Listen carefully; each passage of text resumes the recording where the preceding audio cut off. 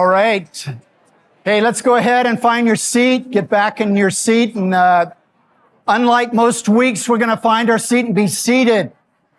Please get back in your seats.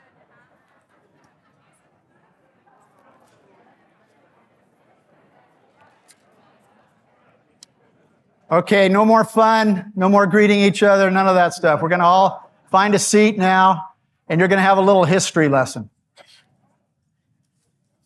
All right. Everybody seated? Great.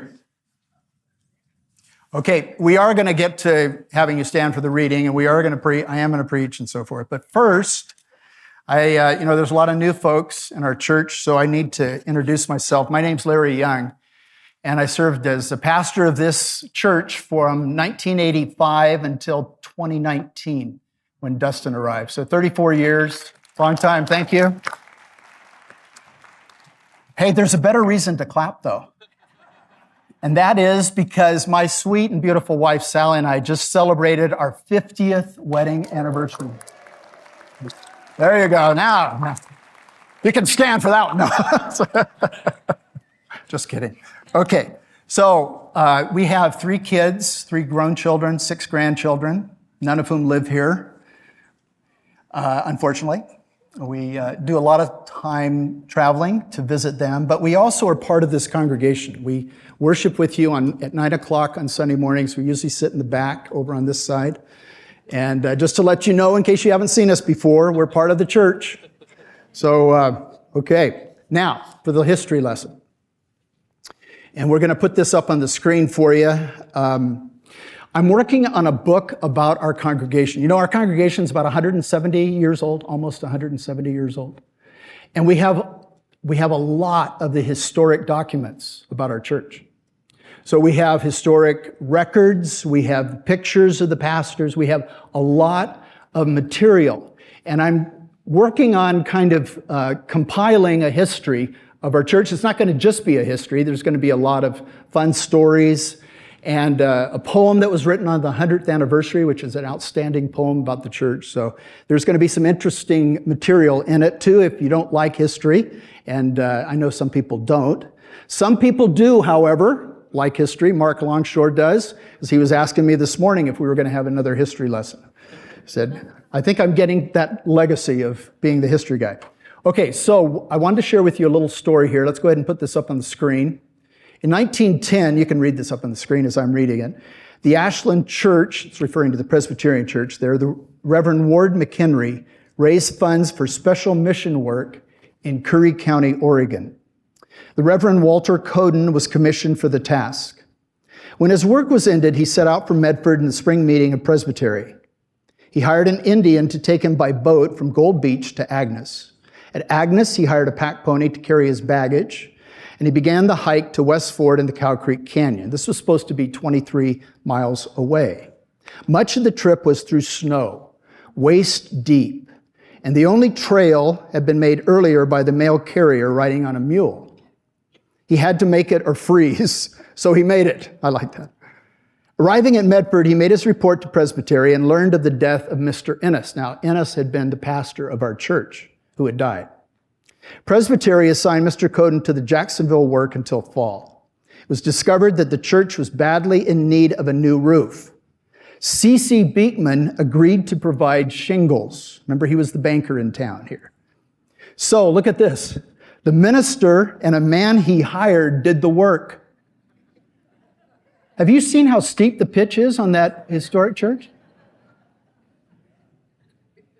My goodness. As Applegate was part of the parish, the minister usually walked out in time for an afternoon service. Occasionally, he would hire a wagon, but it was mighty hot walking in the summer sun. I mean, I read this story and I thought, unbelievable. What were these pioneers made out of? I complain and I whine when I have to work on a habitat house for 5 hours. These guys are replacing shingles on that. Have you seen the bell tower on that church? So the minister's doing the work along with one other guy. Impressive. All right. Well, Dustin wants me to have this book done by the end of 2027, so that's my goal. We're going to stick to it. We'll get there. All right, that's your history lesson for the day. Go ahead and turn to Psalm 3 and stand for the reading of God's Word, please. Show our respect.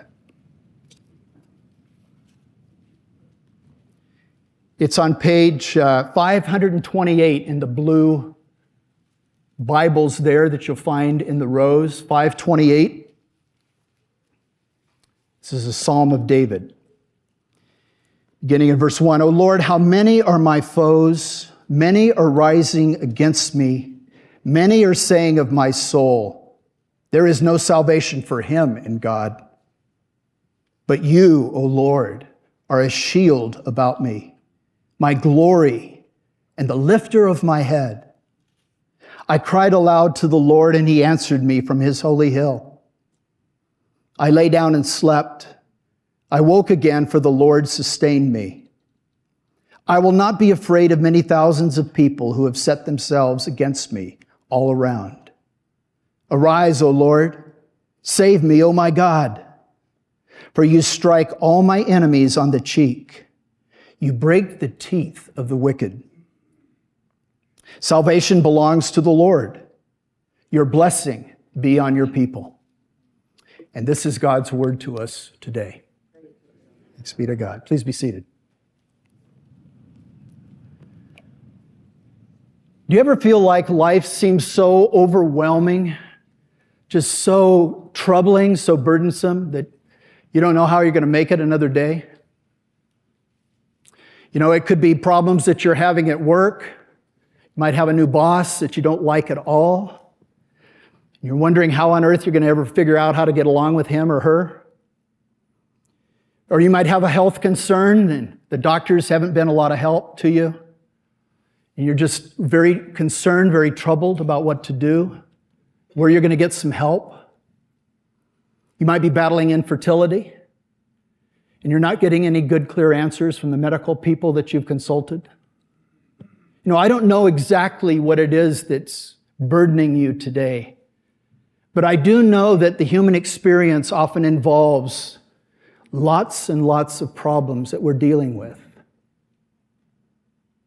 And the word of hope that I want to give you today comes from David's own hand here, his own experience in Psalm 3. Now we see that it was a Psalm of David. The inscription says clearly, a Psalm of David when he fled from Absalom, his son. Dustin mentioned a few weeks ago a similar psalm. This particular psalm, of course, comes from an experience that David had, unfortunately, that left him very, very troubled. And he was dealing with a lot of anguish and pain and grief. How could his son betray him? How could his son turn against him? Let's turn back to 2 Samuel. In the blue books, it's on page 314. 2 Samuel chapter 15. It's also up on the screen if you just prefer to read it there. And what we're going to read about here is the way and what happened with Absalom and him turning against his father here. He wanted to depose David. Absalom wanted to be king, you see. So it says in verse 10, but Absalom sent secret messengers throughout all the tribes of Israel, saying, as soon as you hear the sound of the trumpet, then say, Absalom is king of Hebron. With Absalom went 200 men from Jerusalem who were invited guests, and they went in their innocence and knew nothing. While Absalom was offering the sacrifices, he sent for Ahithophel the Gilonite, David's counselor, from his city Gilo. And the conspiracy grew strong, and the people with Absalom kept increasing. And a messenger came to David saying, the hearts of the men of Israel have gone after Absalom. Then David said to all his servants who were with him at Jerusalem, arise, let us flee, or else there will be no escape for us from Absalom. Go quickly, lest he overtake us quickly and bring down ruin on us and strike the city with the edge of the sword. So David and his men who were most loyal to him had to flee Jerusalem. They had to leave quickly because Absalom was right there, close by. And so they did. But as David left, I want you to put yourself in his place for a moment. As you think about those of us who are parents, perhaps, one of your children turning on you and betraying you. So you might imagine then the emotional turmoil and the anguish, the pain that David must have felt. David loved Absalom. He couldn't imagine his son doing this to him. This was very, very difficult for him. Well, after David's troops managed to foil the rebellion, Absalom was killed in the process, even though David had specifically asked that his son be spared. They killed him. And we read in just a chapter or two later, in chapter 18, turn over to 2 Samuel 18. Look in verse 33, the last verse of that chapter. We read about David's response when he heard about his son being killed. It says, the king was deeply moved. He went up to the chamber over the gate and wept. As he went, he said, "Oh, my son Absalom, my son Absalom, would I had died instead of you. Oh, Absalom, my son, my son." So it's very clear here from the text that David grieved deeply over the death of his son. So what did David do as a result of this very troubling situation in his life, this difficult, painful experience that he had? David prayed. He prayed. He went to the Lord and he took to the Lord this problem. And we learned something very important from David's experience. By the way, I gave you an outline this morning in your bulletin. It's there as an insert. So if you want to take that out for a minute, look at it. It's right here. Here's what we learned from David's experience. When we feel overwhelmed with problems, we want to seek the Lord's help. When you feel overwhelmed with life's problems, seek the Lord's help. Now, I want to speak to the men of our church for a moment. You know, man, we've been conditioned in our culture to be the problem solvers, basically and generally speaking. We're the problem solvers. You know, is the sink backed up? Go get Dad. He knows where the plunger is. He'll take care of the problem. You know, is some little varmint destroying the summer garden? Find Dad. He'll get some mole killer or he'll put the gopher traps out. The car's brakes squeaking and needing replacing, get Dad. He'll either do the work or he'll take it down to the shop and get the work done. So we've been conditioned to be the problem solvers in our culture. Sometimes there's problems, though, aren't there? Problems that we can't solve. Problems that are so difficult, so complex, so troubling, that we simply cannot solve them. And it doesn't do any good to go to YouTube on these problems. So what do? It's where we turn to the Lord, man. We turn to the Lord. We swallow our pride, say it's beyond me, I need some help, and we go to God in prayer. That's what we do. Now, of course, women need to seek the Lord's help for problems. Women tend to be more adept at this, though, than we are. Tim Keller wrote a great book before he died. He's the late Tim Keller, Presbyterian pastor. He wrote a book called Walking with God Through Pain and Suffering. Listen to this. We've got it up on the screen. We all know that suffering does not only refine, it can also harden and consume. Plenty of people have been broken by suffering, terribly broken. So what do you have to do in order to grow instead of being destroyed by your suffering? The answer is, you must walk with God. And what is that? It means that we must treat God and as there. Of course, that means to speak to Him, to pour out your heart to Him in prayer. It means to trust Him. But preeminently, it means to see with the eyes of your heart how Jesus plunged into the fire for you when He went to the cross. If you remember with grateful amazement that Jesus was thrown into the ultimate furnace for you, you can begin to sense Him in your smaller furnaces with you. Look at that again. That's a very powerful statement. If you remember with grateful amazement that Jesus was thrown into the ultimate furnace for you, you can begin to sense Him in your smaller furnaces with you. See, Jesus knows all about suffering. He paid the ultimate price on the cross for our sin.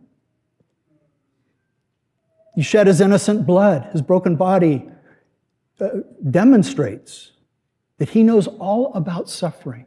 So He knows all about your suffering. And He wants to walk with you through it. So we want to seek the Lord's help.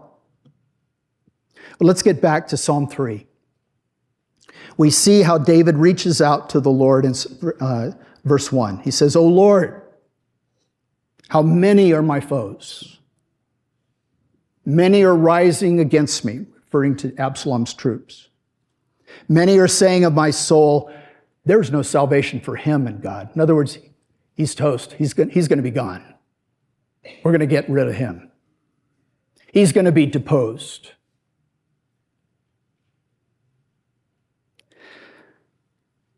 So David turned to the Lord.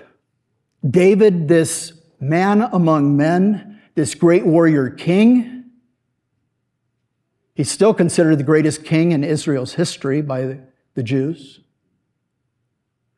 This man turned to the Lord in prayer, and so should we. Now, how does God help us when we turn to Him in prayer? This is where you're going to need to have your pen or pencil to do some fill-ins here. Number one, God helps us by answering our prayers. God helps us by answering our prayers. Look in verse 3. David says to God, and by the way, the mood is rather somber here, isn't it, in verses 1 and 2. There's this kind of despair in his voice. You can kind of hear it. There's a sense of melancholy. But look in verse 3, when the mood changes, there's a big shift. He says, "But you, O Lord, are a shield about me." He has looked at his circumstances, which appeared to be dismal. He's despairing. But then he turns his attention to God in verse 3, and he says, "You, O Lord, are a shield about me." The Hebrews had several different words for shield. Several different types of shield. This particular word, this particular shield, is a small round shield that they would carry into battle, a common infantry shield. It was clearly designed for protection. And this is what he's referring to here when he calls God, and this is of course a metaphor. He says, "You are a shield about me. You are my protector. You're my defender." He says, "You're my glory and the lifter of my head." This is a phrase that the Jews would use to indicate a restoration of position and dignity. So obviously David is writing this sometime later after the rebellion. He's retained his position as king. His dignity has been retained. And he's giving God the credit. He says, "You're my glory, the lifter of my head." He says, "I cried aloud to the Lord," in verse 4, "and He answered me from His holy hill." That is Jerusalem. God answered me. Did you know that God always answers prayer? When you pray, God will answer your prayer. David had prayed that advice that was given to his son, to Absalom, by a trusted advisor of David's by the name of Ahithophel, would be considered as foolishness. Now, instead of listening to this man's wise counsel, Absalom instead listened to a man that David had sent, a man by the name of Hushai, to thwart Absalom's plan. So David had intentionally sent this guy, this Hushai, to thwart his plan, Absalom's plan. And Absalom played right into David's hand. You can read about this in chapter 17 of 2 Samuel. Absalom's men were soundly defeated in battle, and God answered David's prayer. That's what he is referring to here in verse 4. He answered me from his holy hill. In other words, he took care of the problem. He took care of the rebellion. God always answers prayer, friends, and he answers it in one of three ways. Yes, no, and wait.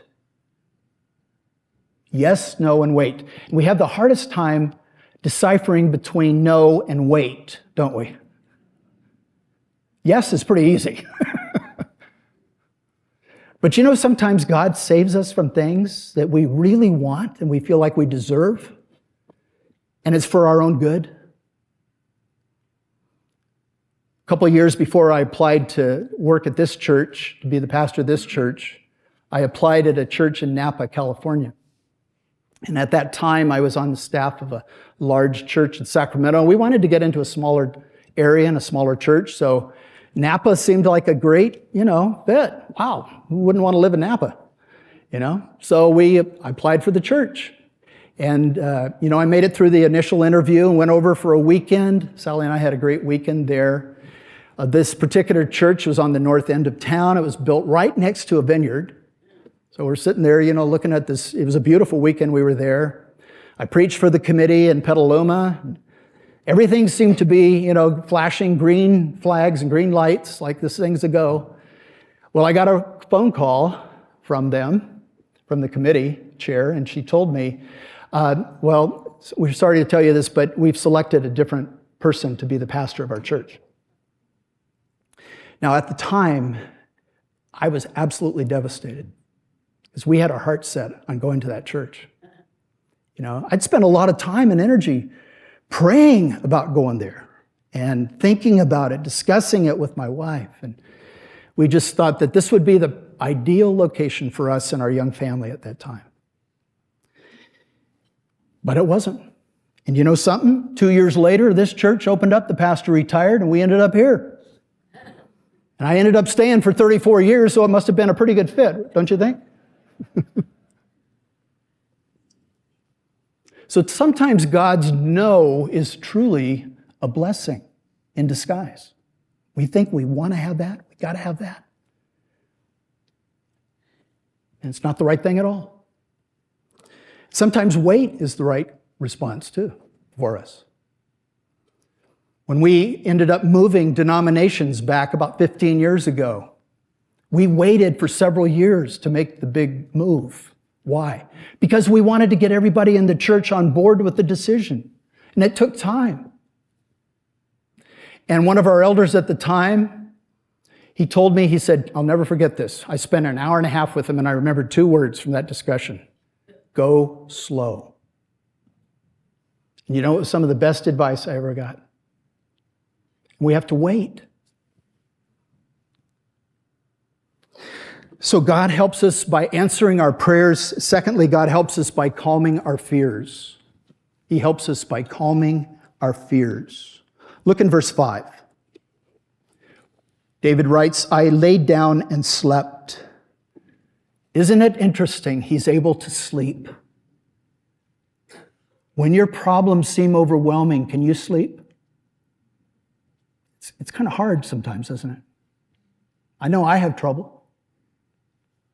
But David manages to do it. He could sleep soundly because his trust was so high in God. And then he says, I woke again, for the Lord sustained me. And that word means to lean upon, to support. So God supported him. He felt that support. And then he says this about fear. I will not be afraid of many thousands of people who have set themselves against me all around. He's referring, of course, to those troops who went with Absalom, those men who clearly betrayed David's trust, rebelled against him. He says, I'm not going to be afraid of them. The reason that he's not going to be afraid is because his ultimate trust is in God. God's much more powerful than anything human beings can offer. Donna Weber was a woman who had 3 adult children. She used to have trouble sleeping at night because she was so concerned about them, in particular her middle child, whose name was Scott. And one night she had a dream. She was actually able to sleep, but in this dream, she was greatly troubled about Scott. There was something that was wrong. And she started worrying about him, that something was not safe that Scott was experiencing. So she got out of her bed and started praying fervently for his protection and for his safety. 2 days later, Donna got a call from Scott's ex-wife. And the ex-wife told her that he had been in a plane accident in Alaska, that this small plane had crashed, and he was in a hospital in Anchorage. He had survived, but he had injuries. And so Donna and her husband got on a plane, and they flew up to Alaska to be with their son. And there at his bedside, he told her the story about how they had crashed after they had been on a hunting expedition, and he and his buddy had crashed, and his buddy, Gary, had made it out of the plane just fine, but he had not been able to get out of the plane quickly because his seatbelt had jammed. And he finally felt this powerful kind of hand come over his shoulder and release the belt, so he was able to get out. In the meantime, the plane was on fire. And his buddy, who had been rolling out next to the plane to try to get the fire off, was standing there by the time Scott got out of the plane. And he went over and he stood next to Gary and he said, oh, thanks so much for getting me out of that plane. He says, I owe you my life. And Gary looked at him and he said, what are you talking about? He said, I didn't go near the plane. I said, I was rolling around in the ground out there. Who do you think got him out of the plane?